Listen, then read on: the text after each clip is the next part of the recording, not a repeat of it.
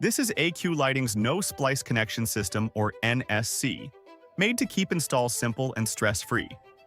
Inside the kit, you'll get power connectors, T-connectors, and jumper cables. No wire nuts, no special tools, just screw-together connections. If you already have wiring in your yard, you can easily cut off the NSC connector and wire it into any standard 12-volt landscape system. Here's how the NSC setup works. Start with the power connector. One end goes straight to your transformer wire. Your first fixture gets a T connector. Just screw it onto the fixture quick and easy. Then bring the power connector to that first fixture and screw it together. For each additional fixture, use a jumper cable to connect from one T connector to the next.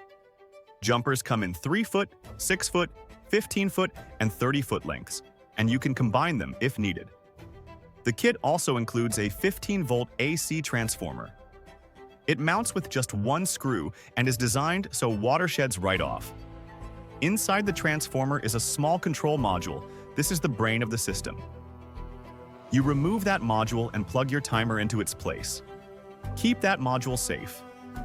If there's ever an issue with the timer, simply remove the timer, plug the module back in to reset and troubleshoot, then reinstall the timer.